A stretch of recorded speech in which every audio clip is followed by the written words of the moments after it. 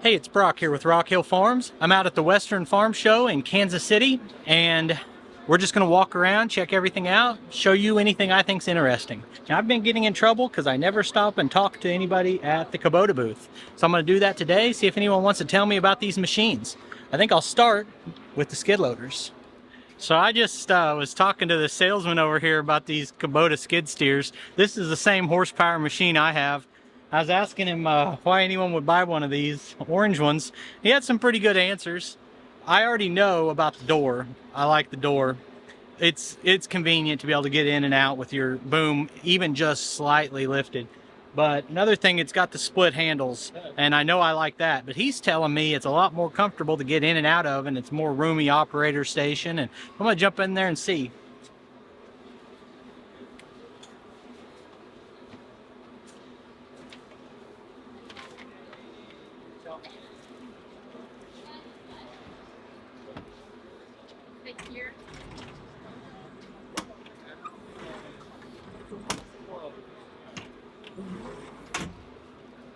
Checking the engine oil, filling the engine oil, and the coolant is all right here, readily visible. To get to some of your filters or the battery, you have to remove just a couple bolts and take the radiator back, or it swings open. The hydraulic fluid you actually can check from inside the cab, which I really like, whereas mine is on the outside and is sometimes blocked by the arm. And you fill the fuel on the outside, which is different than mine, but it is a locking fuel cap. Salesman just explained to me that the V in SLV is vertical lift, and they do not make radial lift machines. They're all vertical lift, which is what I would always want anyway. I would not really, personally, I wouldn't consider a radial lift. Just looking at it, I think maintenance looks easier on mine, but the operator station looks more comfortable on this one. That skid loader I was just looking at was a 75-2. Dash 2 is going away apparently. This year they're releasing the Dash 3, which has a lot of improvements. A lot of things that were optional, higher priced upgrades on this are going to be standard, like your backup camera. He also said it's a unibody construction with a positive pressure cab. Don't ask me for an explanation on that one. The cab does lift up the same way as my Deere, with just a couple bolts. You lift it up to clean underneath. I've asked 3 people at the Kubota booth if they wanted to talk on camera, and everybody said no. I'm not even meaning that as negative, like, that's not what they're here for. But I don't know enough about them to say much otherwise. This one we're gonna go look at now is a L3902. My friend Brad from Piney Grove Homestead just did a review on a 3902, so you can check that out. Looks like a nice machine.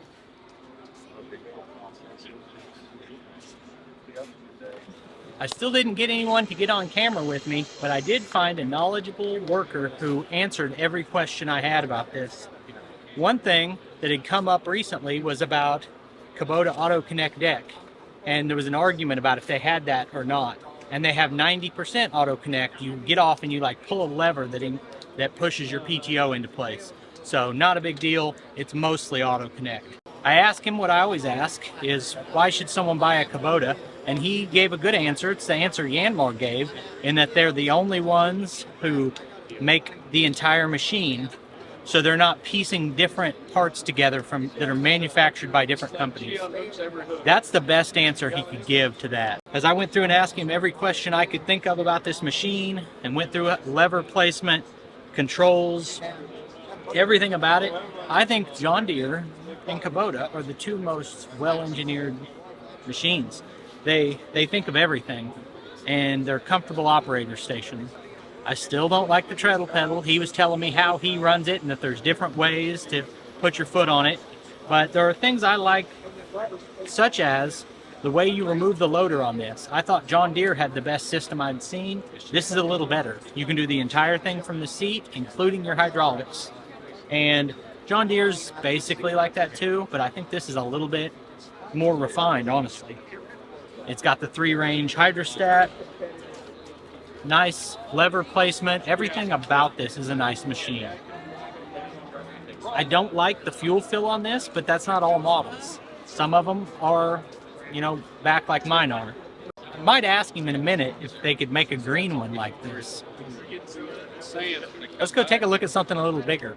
One thing that stopped me on this machine is I immediately noticed this extra set of rails here and recognized that as a mechanical self-leveling loader.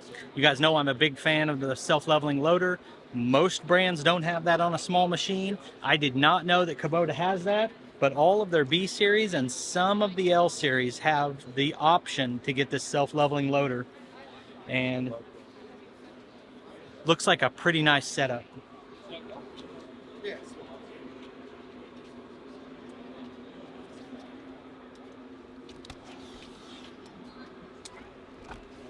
Front tires on that MX6000 are huge. I've had several people leave comments saying that Kubota and Coyote are almost the same, and these tractors are nothing alike. There's nothing in common between the Kubota and Coyote. Not country of origin, not design style, not features. Very, very different machines except for the color. And I talk about the things I like about Coyote and LS and Mahindra, and that you're getting capability for the price. But this is a more refined machine than the Coyote, the same size. It just is.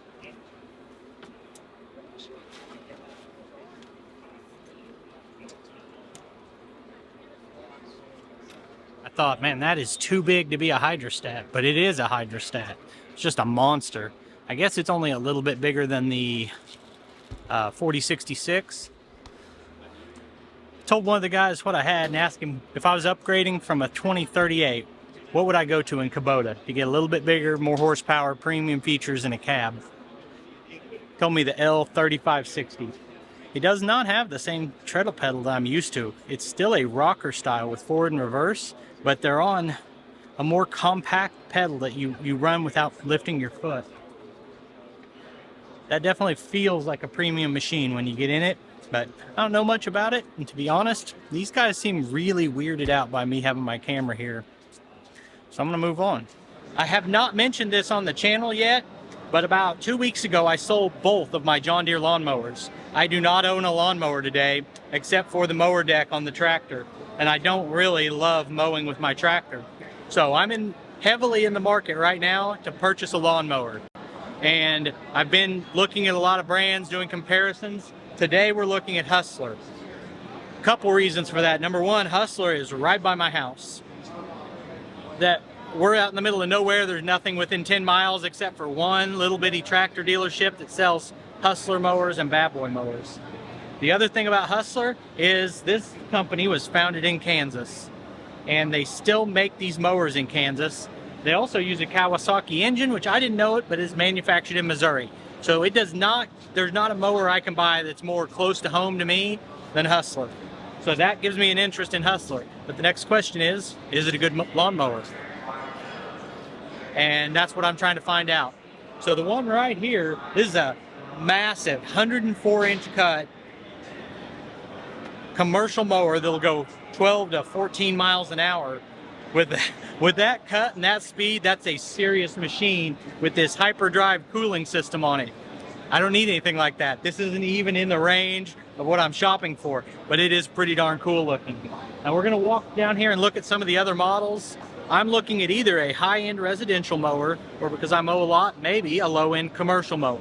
So we'll take a look at some of these other models. They're just like all the other brands that I think they all make a good mower, but it's the little things that separate companies, and that's what I'm trying to find out. So I'm gonna see if the salesman wants to get on camera with me, and if not, we'll just take a look at all the mowers.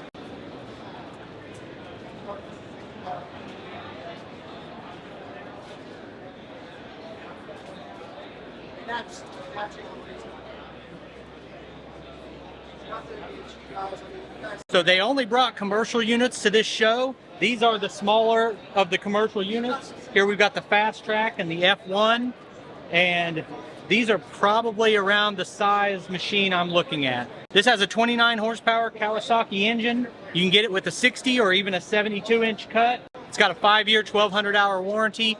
Looks like a really nice machine. So I'm gonna talk to my dealership about some of these. All right, I've got Bill here again from Precision Manufacturing. Last week we did a standalone video just about the Precision Manufacturing products, and a couple people called me out, said you forgot to talk about the add-a-grapple for a pallet fork setup.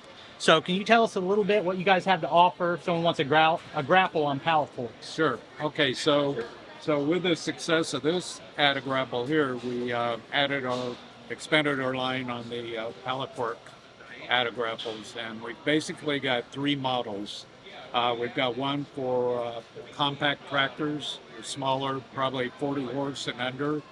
It's real lightweight, and it's got a different fastening system than the other 2 models, but it basically lifts up and goes onto the slotted rail, and then you are able to attach the bottom to keep it from swinging out.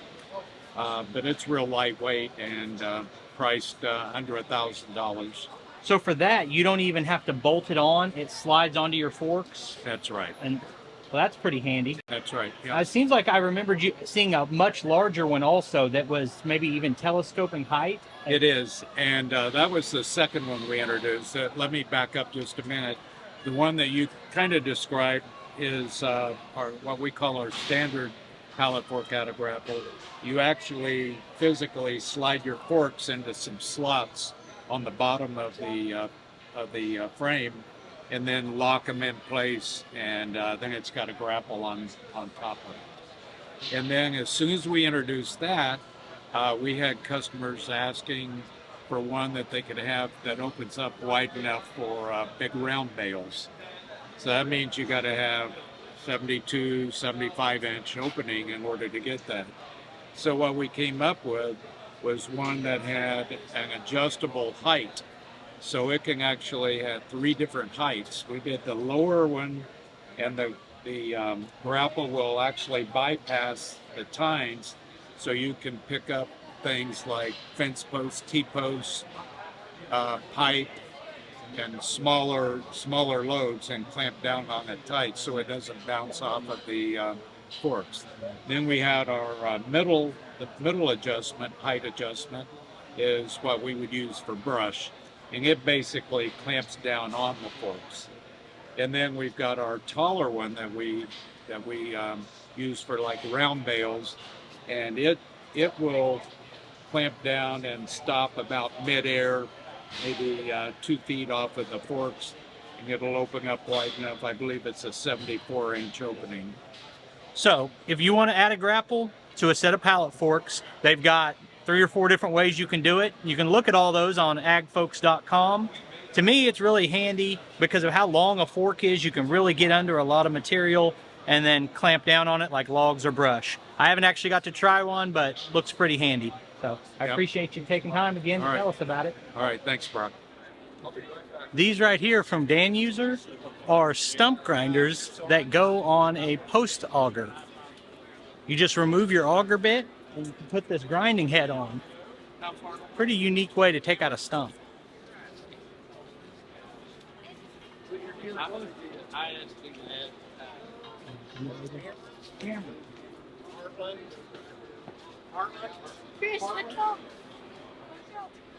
Here's the Baumolite mini skid loaders. As far as mini skid loaders go, I really like the control setup on these. I ran one at GIE, I believe. Nice looking machine. So you guys might have seen me before running a Lofness mulching head. It looks a little bit like this. I ran it on the skid loader, ran actually a couple different ones, and they're awesome. But I walked up and thought that's what this is, but it's not. This is for an excavator. That's a full-size excavator that can handle a head like that. And then they've got this one for the smaller excavators. Then these are the units I've ran.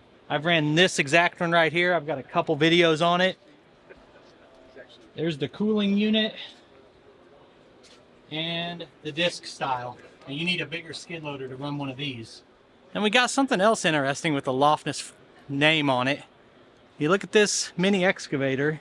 It's got this unit on the front and a long boom with a flag. At the end of that flag is a saw blade.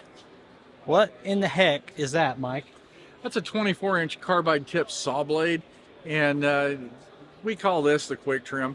And so, like you said, looks like a mini excavator when you first walk up, and that's how it almost starts life. We get the TB260 carrier right from Takeuchi, and they we've had a long partnership. They honor their full warranty on that part of the new machine. We honor our loftiness warranty, but that's where it quits being an excavator.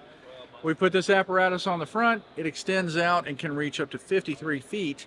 And there's a few other mods that we do.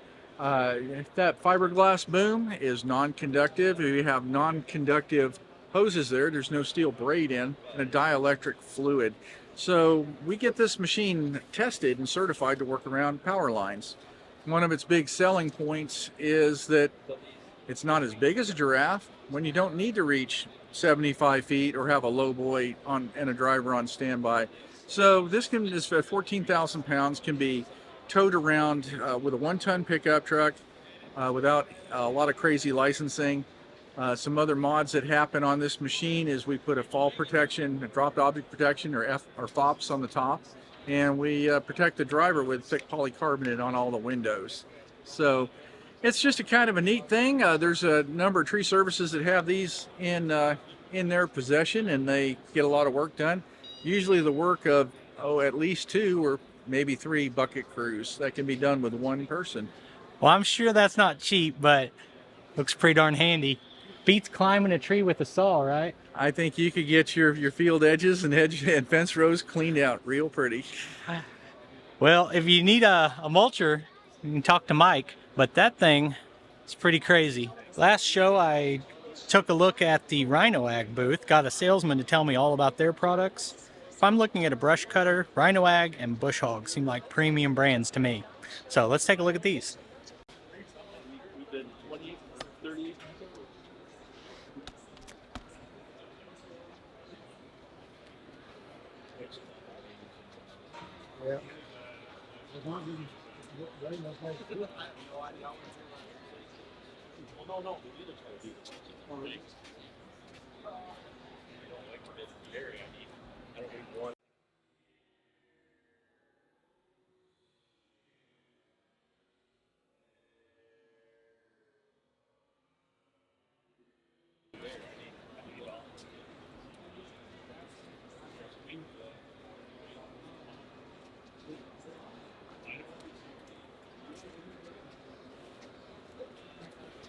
I've been hanging out with the Coyote guys, trying to figure out the model numbers.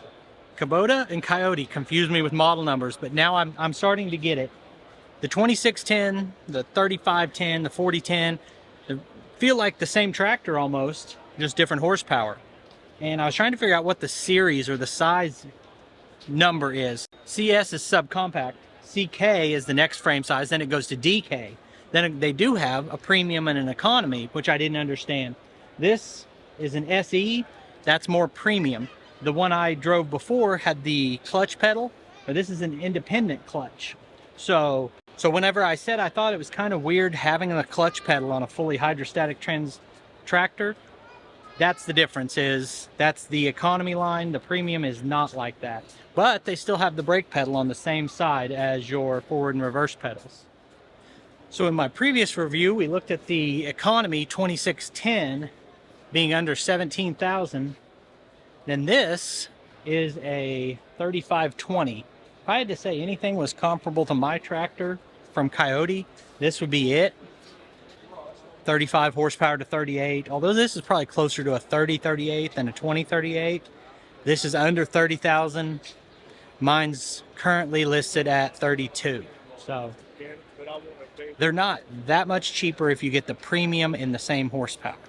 This is an SE, it's a premium cab tractor. Let's see what the operator station is like. We got the fuel fill down here by the step.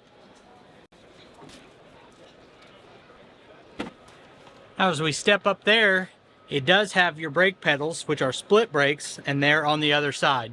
So it just varies by the model. Definitely a roomy cab. 47 horsepower, premium cab, R14 tires. Looks like a really nice machine. Price is in the high 40s. I've always been a fan of these flip-up decks from Grasshopper.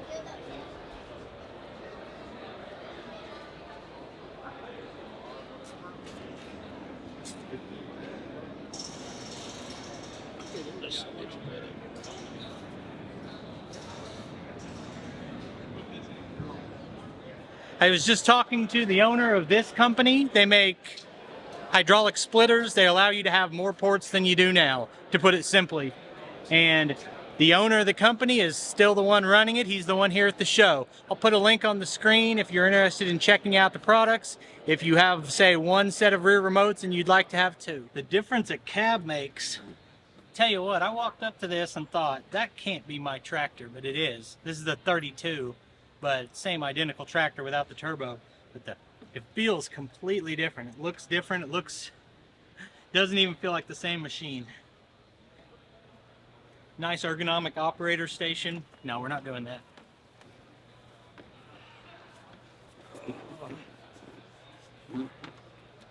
.3043D. So this is not an E, but it's not an R. Non-removable loader. Woo doggy.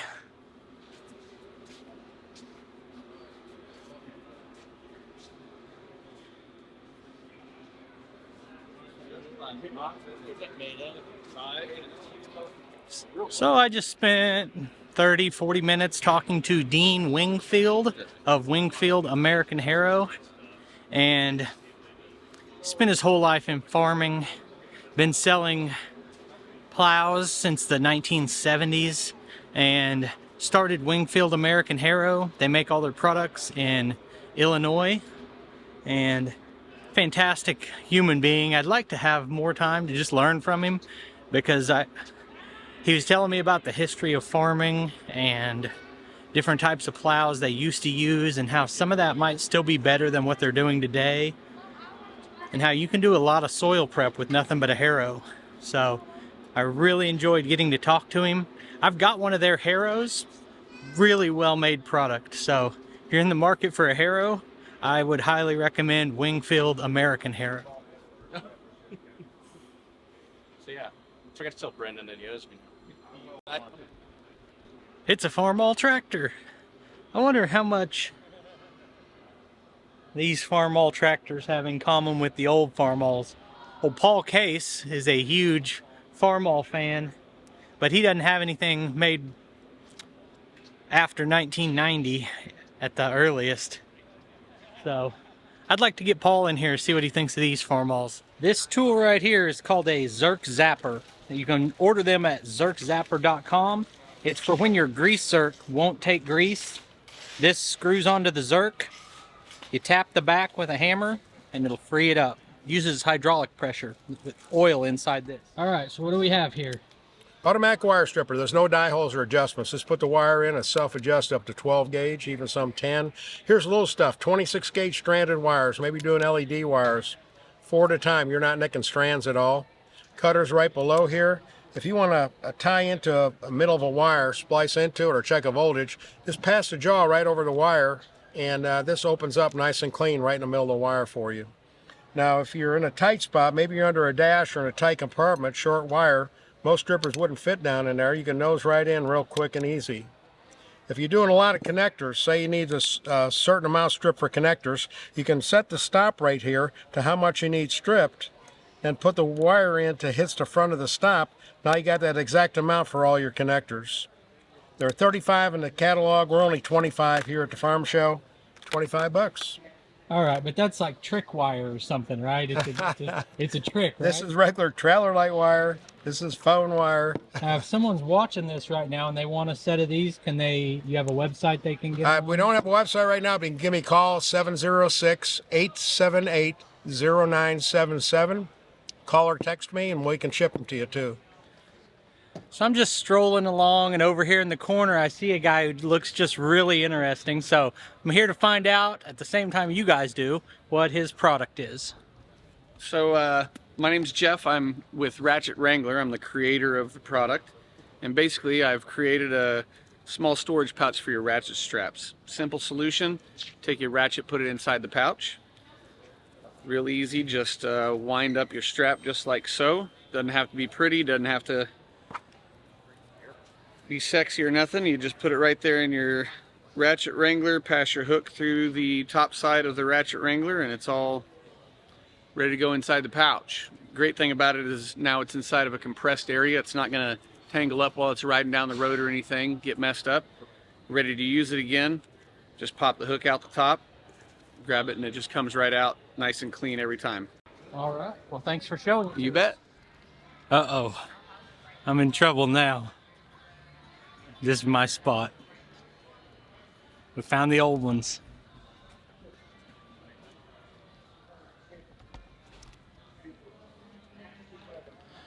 $40.20.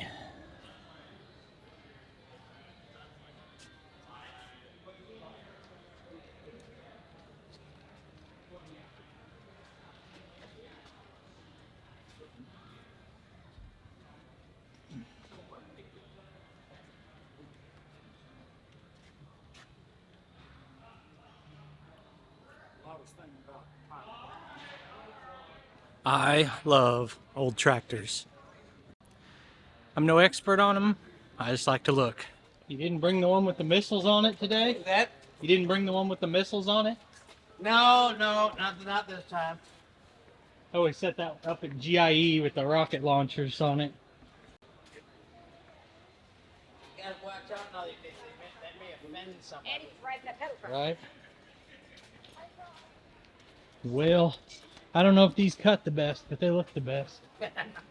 Found one of those steel zero turns. I drove one at the Equip Expo, but I didn't know if they were actually on the market. You can, in Kansas City, there are already dealerships selling these.